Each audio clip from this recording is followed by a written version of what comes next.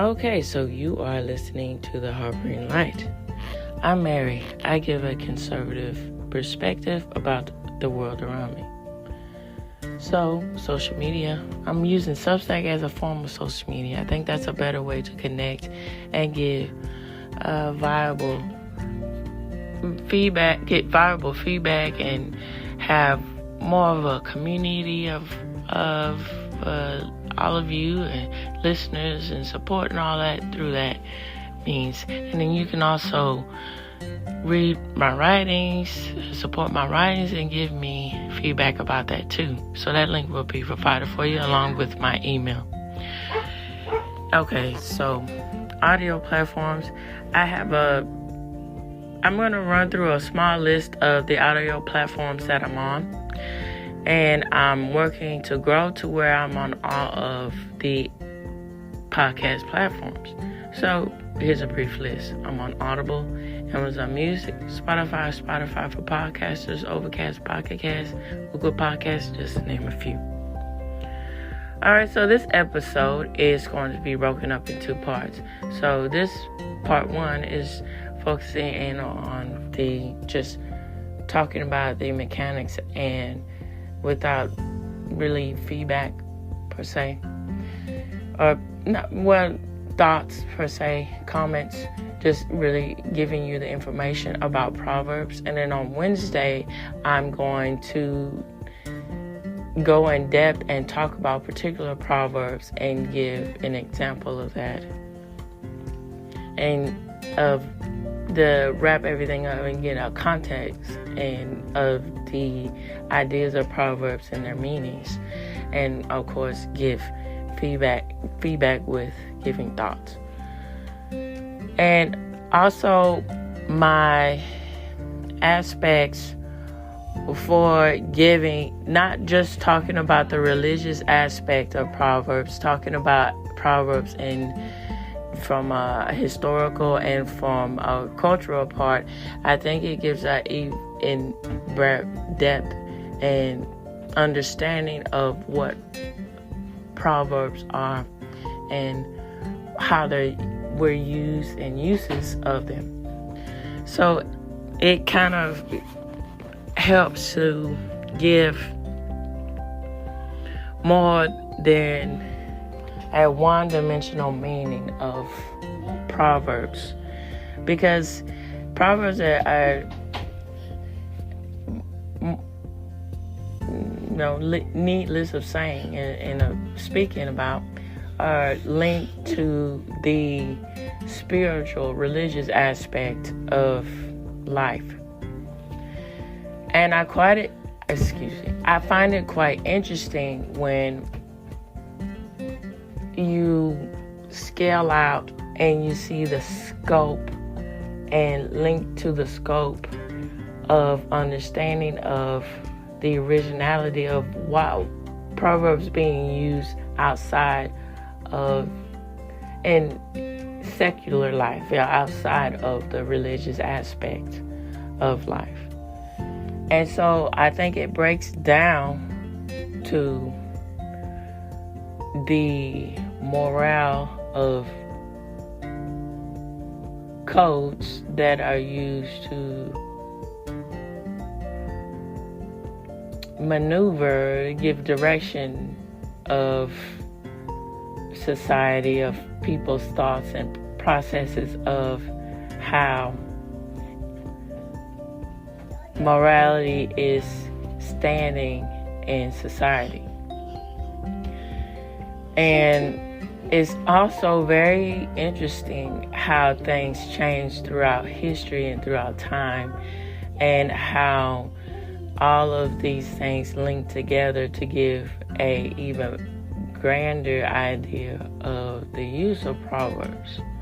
And then how that also links to the aspect of slang and of idioms, and how all of those work together in a ways of how people communicate with each other.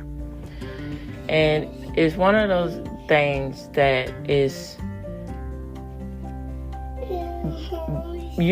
is very useful to understand how the impact of communication is it's a marker of how successful you are in life and the breakdown of issues that happen in life. And it's quite interesting how all these meld together. All right, so here we go.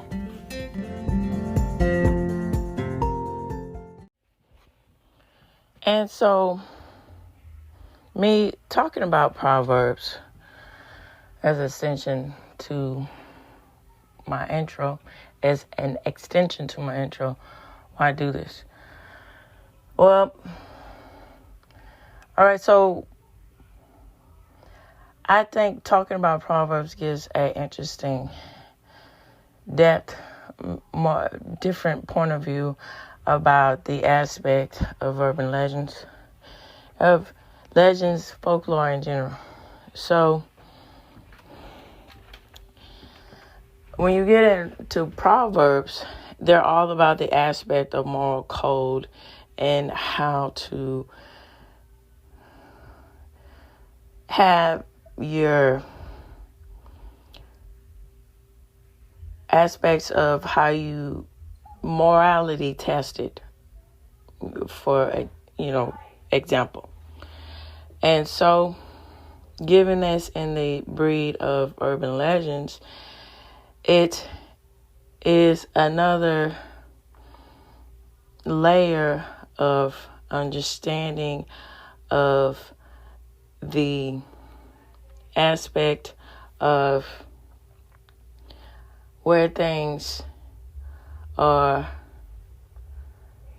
accepted to be and where things originate and how they change the conception of reality and how that is perceived in society, and the aspect of Proverbs also being told as an aspect of tradition, of folk tradition, of the lineage of societies, of what they put their value into, and also the aspect of Proverbs in the social context of talking about it, of what it's used for and what's the meaning behind it.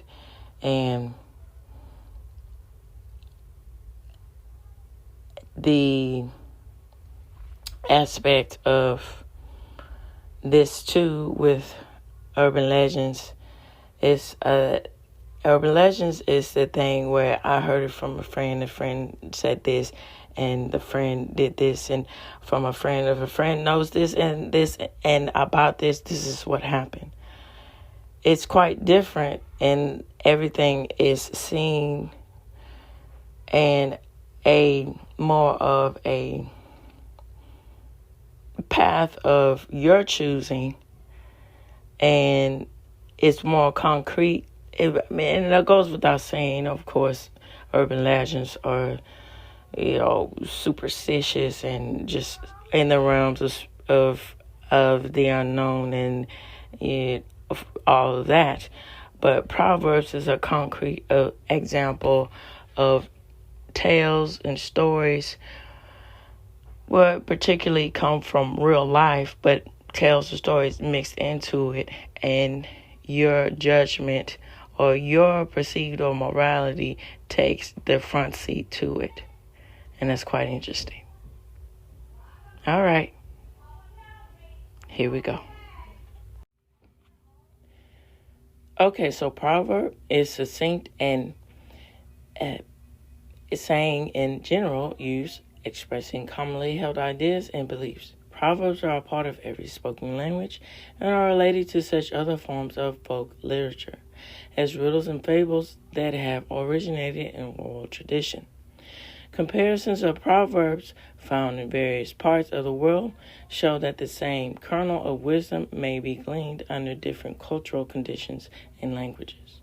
For example, the biblical proverb, an eye for an eye, a tooth for a tooth, is equivalent among the Nadi of East Africa, a goat's eye buys a goat's hide, and a grode.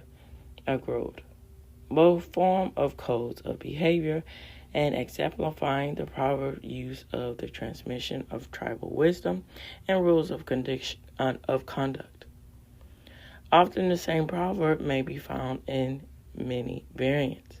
In Europe, this may result from the international currency of Latin proverbs in the Middle Ages. The proverb known as English as a bird in the hand is worth two in the bush originated in medieval Latin, and variants are found in Roman, Italian, Portuguese, Spanish, German, and Atlantic. Many biblical proverbs have parallels in ancient Greece. For instance, a soft answer turneth away wrath, is known as the Ecclesiastes, as well as to Solomon, and physician heal thyself, Luke 4:23, also known in the Greeks. Certain stylistic similarities have been found in proverbs from same parts of the world. Middle Eastern proverbs, for instance, make frequent use of hyperbole. Hold on, sweetheart.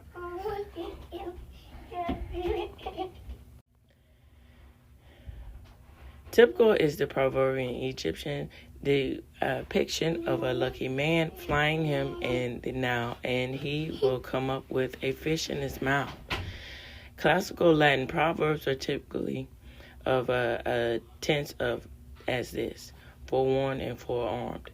Many languages use rhyme, alliteration, and wordplay in their proverbs. As in the Scots, many a mickle makes a muckle. Many small things make one big thing. Folk proverbs are commonly illustrated with harmony imaginary household objects, farm animals, and pets in the events of everyday life. Hold on, baby. Proverbs come from many sources, most of them anonymous and all of them difficult to trace. The first appearance in literary form is often an adaptation of oral saying. Abraham Lincoln is said to have invented the saying about not swapping horses in the middle of the river, but he may have used a proverb already current. Popular usage sometimes creates new proverbs from old ones. Ergo, the biblical proverb, the love of money is the root of all evil, has become money is the root of all evil. Many still current proverbs refer to obsolete customs. The common, if the cap fits, wear it, for instance, refers to the medieval fool's cap. Proverbs sometimes embody superstition. Marry in May, repent all way. Where the Lord rang before 7, find before 11. Or medieval advice: early to bed, early to rise, makes a man healthy, wealthy, and wise. Most literate societies have valued their proverbs and collected them for prosperity. There are ancient Egyptian collections dating as far back as early 2500 BC. Sumerian inscriptions give grammatical rules and proverbial forms. Proverbs were used in ancient China for ethical instructions, and the Vedic writings of India used them to expound philosophical ideas. The biblical book of Proverbs, traditionally associated with Solomon, actually includes sayings from earlier compilations. One of the earliest English proverb collection is the so-called Proverbs of Alfred, from 1150 to 80, containing religious and moral perceptions.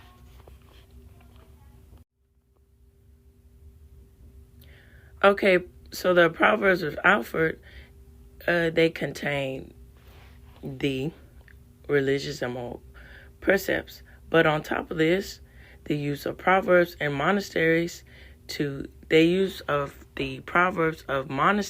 teach novice Latin in schools of rhetoric and in sermons, and with didactic works made them widely known and led to their preservation in manuscripts. The use of proverbs in literature and the use of this in the English sense is linked in the 16th and 17th century. John Haywood wrote the dialogue in Proverbs of 1546, later enlarged, and Michael der Totten, a sonnet, and in the 16th century, a speech of Proverbs was made in the House of Commons. In North America, the best known use of Proverbs is probably in Poor Richard's and Almanac, published annually between 1732 and 1757 by Benjamin Franklin. Many of Poor Richard's sayings were traditionally European proverbs reworked by Franklin and given an American context when appropriated.